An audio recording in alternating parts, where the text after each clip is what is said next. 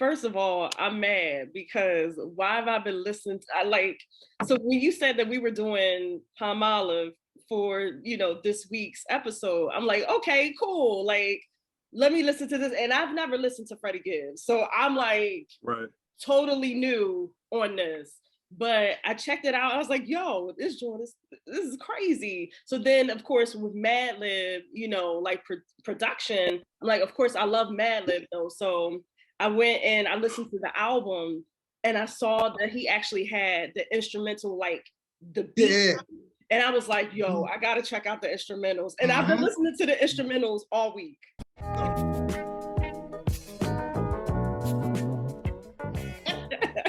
Yeah, so if you're new to Bandana, like that was your first time listening to Bandana, go back and listen to Pinata. Pinata was the first project that Gibbs and Madlib did together. What was they group was called Mad Gibbs. Gibbs. They duo or whatever. And let me say, right, I'm a big fan of like genuine duos, kind of like how Red and Meth, or like Run the Jewels, or like Andre and Outkast, or I think like Freeway and Jake One put out a collab joint too, and it seems so genuine and smooth. And when those two get together, watch their YouTube videos, like all their performances and all that, man, them joints is fire, yo. So you told me, and there was a point I wanted to make, I'll double back to it. You told me about the Tiny Desk performance that Gibbs and Madlib did together. Yeah. And I knew it existed, but I never watched it. So when you told me about it, I was like, let me go check it out. So I go check it out. Their chemistry is extremely visible. It's wild. It's wild. Even the way they ended it, and Gibbs came up, hugged him, and kissed him on the cheek. I was it's all love, yo. You could tell that's like a genuine brotherhood, and you don't get that from every duo. Right. Royce and Premier are good for that. Royce and Premier, yeah. Yeah, with Prime. I think when we were texting throughout the week, I mentioned Illmind to Lex. Illmind did a project with Joel Ortiz called Human. So I'm a huge fan of when one producer locks in with one MC, and you bring in outside entities, but the production is handled by one person. It gives the project clear direction. Right. And it's almost like the same sound throughout. What you think, Lex? Yeah, I gotta agree, because like coming from more of the maybe like the soul music R&B side, when you have one producer that's locked in with like a singer, for instance, it works so well, because you don't have like all of these sounds. Like, and it's not to say like it can't work to have different producers on a project, but when you definitely have like the producer and the singer, you can hear a cohesiveness to the project that makes it so effortless and so smooth. And I think it makes the artist more focused, because they know like what their sound is bringing, so they know what they have to bring to the sound. You know what I'm saying? Like, they know how the producer works, they know how to work off the producer, and the producer knows how to work with that person's particular sound at that time. And it's magical. Like, you're right, like you don't get that many sort of like duos that come around like that has to, it's like moments in time, you know what I'm saying? But so the tracks that we're talking about, right, is Palmolive, I'm saying Freddie Gibbs on the lead vocals, featuring Killer Mike and Pusha T. Killer Mike doing the hook. That's off the album Bandana, with production by Madlib, and this project was released in June of 2019. And Madlib just so happened to sample this track called Cry of a Dreamer by the Sylvers off the album The Sylvers #2. This project was released in September '73, and I'm finding different production notes on it, but primarily from what I'm getting is the lyrics. It was written by Leon Sylvers, and they're saying he was mainly the main source of the production as well. And I just will say and put this out there before I pass the mic to you, Ree. that original Sylvers track is so smooth. It is so, hold on. Like, if you've ever grab the smoothest cognac that you can find and take a sip out of it. Yeah, and man. It is so, like. Yeah, man. You got it. All right, so let me say this. So, one, and I'm sure you guys have touched on it in previous episodes, but I'm always a fan of hip hop sample. It's the core of the genre, and it's always my take when people say they're anti-hip hop or hip hop isn't original. They just take songs from back in the day and try to flip it. It takes a lot of effort to find a beautiful piece of art and then create another beautiful piece of art. Right. You know what I mean? But off of that, I hadn't heard the song before. I hadn't heard the Sylvers record before. So when you asked me to look into it, I was like, oh yeah, let me check it out. So I'm an insomniac. So a lot of times I'm up late at night. I'm listening to this record. I'm like, not only does it sound beautiful, but the lyrics are profound. I'm tired of man's way of life. Yes. I was like, yes. I'm a huge fan of R&B when it's conscious. Like, of course, I love love songs. I love love songs. But that conscious R&B, conscious soul music, I love that. Yeah. So for Madlib to be able to focus on that one line, that tired of man's way of life, and make that the foundation for what was arguably one of the best hip hop songs that year, you have to tip your hat to that man. Like Palmolive, if you're not really into hip hop, you might not know how impactful that record was. When that record dropped, there was a conversation of like, what song is better than this? What song is better than this? And right, I can agree. And for Gibbs, he's a street rapper, right? But he can also bar you to death. So, like, even if you're not into street rap, you can appreciate Gibbs. And one of the things that I always wanted from him was, there's only one person that I think is better than you in that bar for bar, but also street rap, is Push. But when I saw... I'm a big Push fan. Him and Malice, man. I mean, I know Malice is saved now, and Malice is still nice, but Push... Yeah, but that's another combo. Yeah. Just this was a dream come true, and I feel like Madlib gave him the best canvas that he could have given them to do what they do on. Wow. Yeah, for me, coming from the other side of it, I was really gravitating towards. Now, I loved the song, like I loved Palmolive, but definitely hearing Cry of a Dreamer, I mean, the song is smooth, it's gorgeous, it's a classic. It's one of those songs that you don't necessarily hear come up in conversation, but like if you really like know good music, like Madlib obviously does, then that's a song that you are familiar with, and I want to point out a bit more about the Sylvers themselves as a group, because there's an interesting kind of like tie-in. So the Sylvers basically was like, I believe 9 or 10 children. It was 10 of them, but only 9 of them were in the group. Performed. Yep, only 9 of them were in the group, interchangeably throughout the years, and they were primarily, successful throughout like the 70s, let's say early 80s. The cool thing is that Leon Sylvers, the third, he actually had such a profound like tie-in with the group itself in terms of production and playing bass as well, because he played bass. He ended up founding a record label with Don Cornelius, of course, from Soul Train, the host of Soul Train. So they founded a record label, and he was a part of the group Dynasty.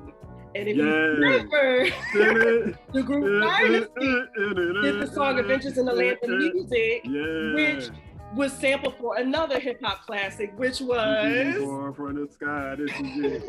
This you keep. This a good night. Can't quit. But look, so when I saw that, I was like, "You kidding me? Like this can't be real." Like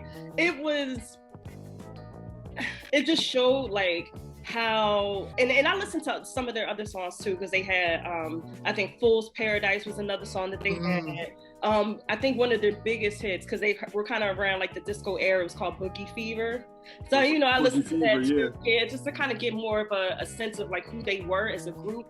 But definitely Cry of a Dreamer is such a powerful song, and to have that be like used for, Karee, as you were talking about, to have a piece of that song, such an impactful piece of that song, be used for Palmolive, like, I mean, the joy is crazy. Like that song, and you're talking about me, like, and I'm not, this is my first time like listening to Freddie Gibbs. I've listened to, of course, Pusha T and Malice, because I actually used to,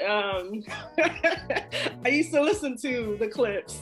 So, like I had like their first album and everything because of the Neptune. So of course, I was really big on them. But yeah, man, like, this joint, man, the album's crazy, but definitely this song is like, yeah, it's a highlight. This joint is so cool. I think the only song I might have over that on that record, on that album, is Fake Names. Fake Names is a highlight for me. But I also like how I Have a Dreamer feels like soulful struggle music, right? Like you're trying to find your way out of the way you're existing right now. Right. Pusha T and Freddie Gibbs carried that same metaphor over into street rap. Mm-hmm. You're hustling to get out of the life that you're in now. So I just felt like that synergy between those two records is something to highlight. That even though the music itself, soul and hip hop, like it's different, but it's all the same.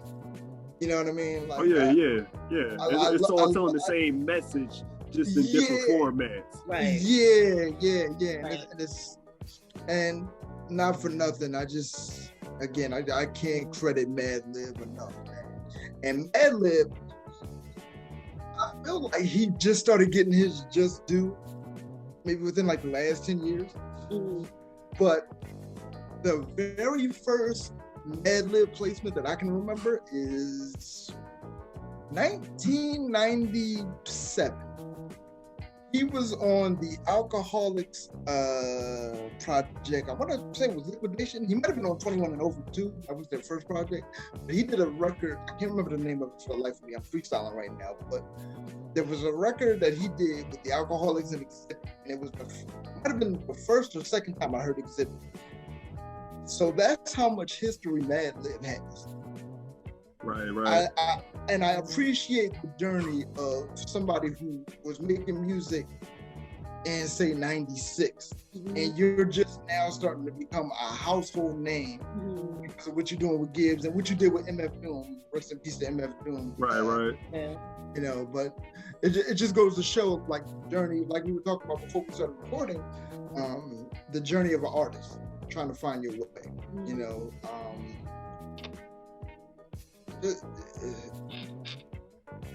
the art of music is just beautiful. It's something that you really have to appreciate. Yeah, Shizz, what you think? Like, what you? Well, yeah. I got 2 points that I want to make, right? So, and touching on both sides. Mm-hmm. So, like I said, with Cry of a Dreamer, that's such a smooth and powerful track, right? Now, speaking on the production side of it, like we said, Leon Sylvers III was the one, I want to say, and anybody in the comments or whatever can correct me if I'm wrong, but he was primarily responsible for the production of said track, but then also the lyrics. And like we said, the production, the sound of it is so smooth and almost want to say it's like almost like a beautiful pain almost. But then when you throw the lyrics in there, you had, because that's a song you like. I had to actually look up the lyrics because I couldn't really piece together what he was saying. But he was saying as far as that part that Madlib took, I'm tired of a man's crowded way of life. Now, everybody can interpret that how they interpret it. And you can ask probably a million different people, you'll get a million different answers. But that part and the vocalization of that line, that said bar right there, it's like so powerful throughout that track. Yeah. And then, right, for Madlib to take that, and I always say, I always find it so amazing, right, when a producer takes one particular part and they just loop that same sound. So they take a 30-second clip and turn it into like a 4.5 minute track. And it's like all you hear, but you hear that same loop over and over, but you're not tired of hearing it, and you love the sound of it. And then also, little known fact too, Madlib, he made the beat now, and I read this in the story, and I want to say he was quoted on it, but again, if I'm wrong, correct me if I'm wrong down in the comments below. He created that beat off his iPad. So it's like, so the conversation, and I know this isn't a debate thing, but do you credit, how much credit do you give to Madlib? How much credit do you give to the iPad? Because it's like, you know what I'm saying?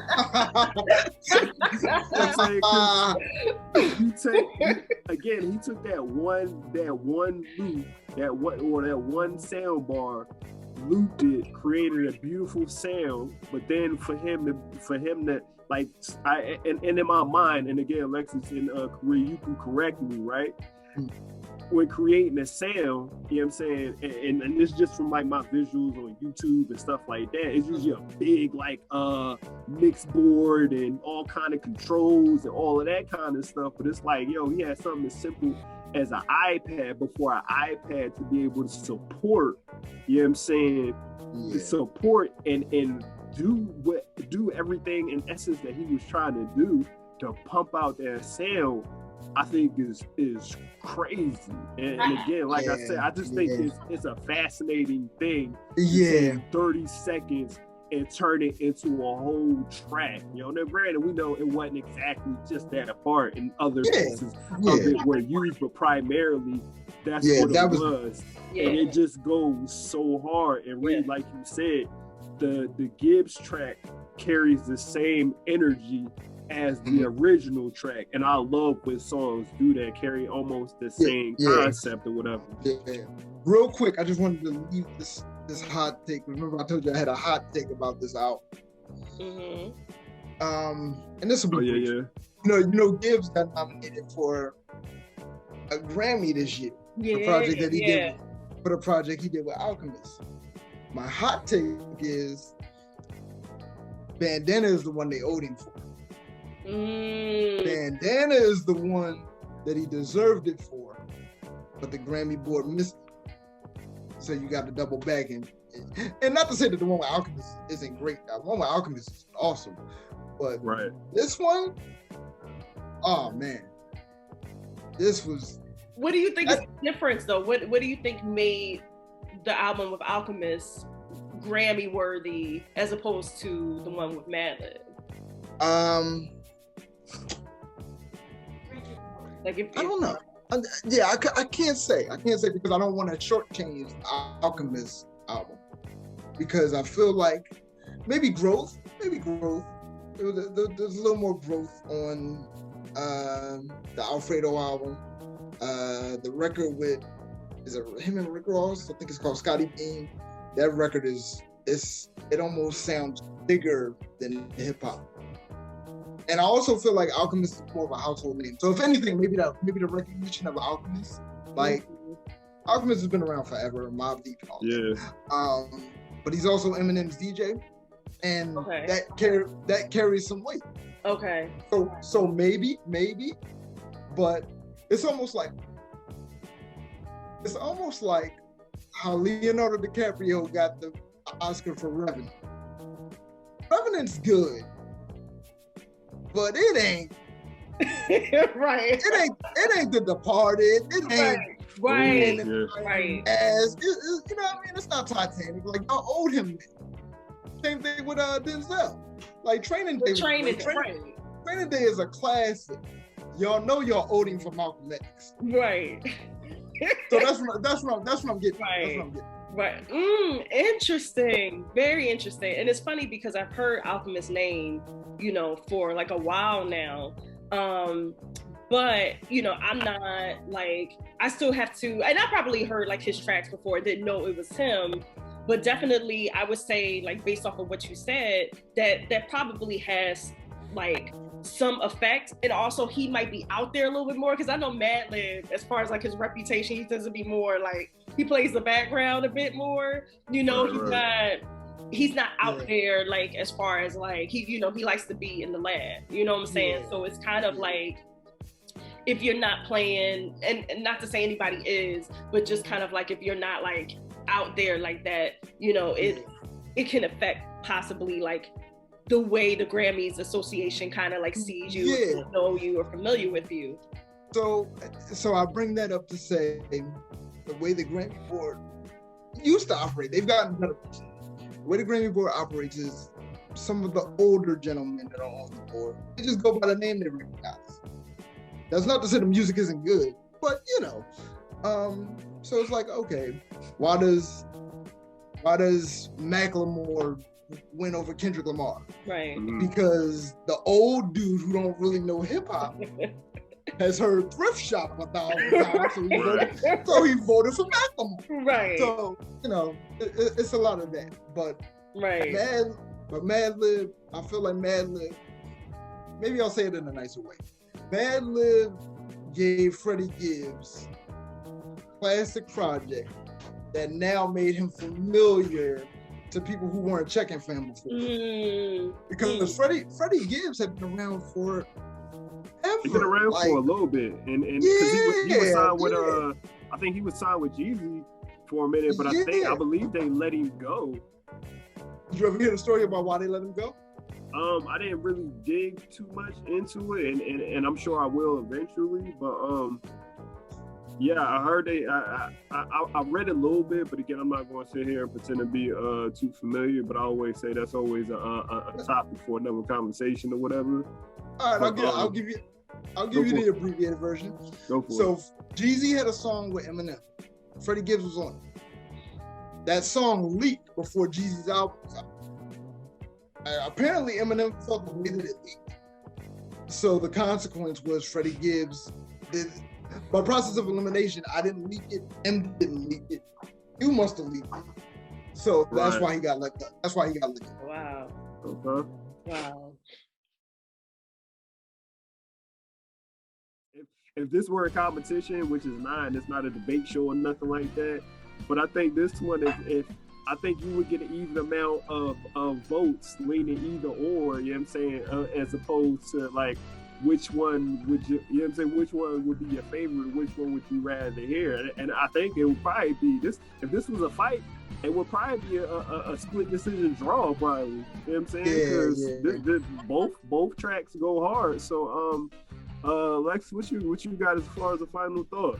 Man, for me, first of all, to make that connection with Leon Sylvers, being a part of Dynasty, and for Dynasty to create Adventures in the Land of Music, which got sampled for Lucchini, and then for him to also have been a part of the Sylvers project, Cry of a Dreamer, that song, and to have it sampled for this, just shows that the Sylvers, in terms of their catalog, you know, I always say, like, go check out the music that, you know, these producers are sampling. Like, it's one thing to listen to like the hip hop, you know, like the modern version, the modern song, but definitely go back to the catalogs, man, because there's so many gems. It's so many, like, it's so much undiscovered, unheard of, you know, rarities, whatever you want to call it. There's so much music out there that's so good. And if you're a producer, you know, definitely me as a producer, I'm not necessarily sample based, but definitely I love, you know, hearing the way that people are able to like take these really incredible songs and just take pieces of them and just like breathe new life into them and create like these like incredible projects. And, you know, I gotta say, I do love this song, Palmolive, but I was listening to Education, you know, Black Thought. I was listening to that too. And another song that caught me too because of the sample was Crime Pays. Yeah. That one too. I love the sample for that. So I went and listened to like the original track. But yeah, like but I heard the whole album in itself and it's just like, it's crazy. So I say go back to the Sylvers, check out their, you know, discography. You know, I gotta get up on Freddie Gibbs apparently. But you know, like I love Madlib, and I'm glad that y'all put me on to this because I had no clue. Like no clue. Go back and listen to Pinata. Okay. Got you. Okay. Ree, what you got? All right. So naturally, I'm a hip hop head, right? Mm-hmm. But my listening preferences, I lean more towards soul. I lean more towards older songs. And then Palmolive, like I said, it was a standout track. One of the better tracks from 2019 as far as hip hop is concerned. That being said, Ride of a Dreamer. It puts me in that Marvin Gaye, what's going on, inner city blues kind of mind state. And not that I'm not going to pick one over the other, but I will say for the foreseeable future, I'll probably be listening to the Sylvers version a little more. Real quick, this made me this conversation with you guys made me think I dislike the streaming era. Because do you know how hard it is to find out what got sampled in the streaming era?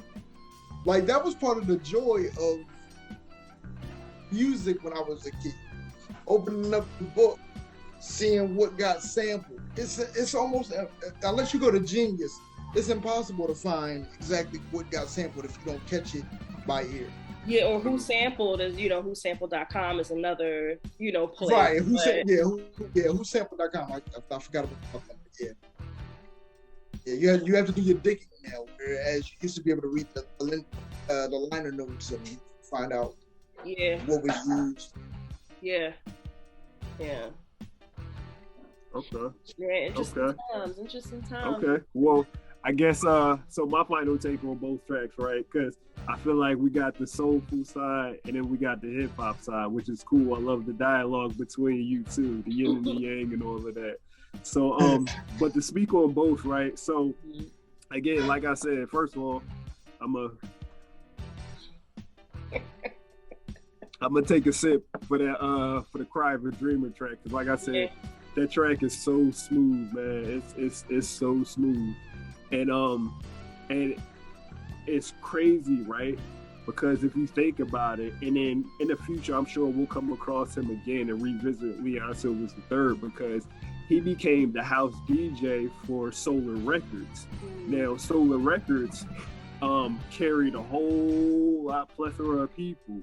And like we said, Dynasty, Gladys Knight and the Pips, Shalimar, the Whispers, and the list goes on. So he put out a ton, like during a period of time, he put out a ton of stuff, which I'm sure will be revisited, and also was a amazing writer as well. So again, I'm sure we'll revisit Leon Sylvers III again.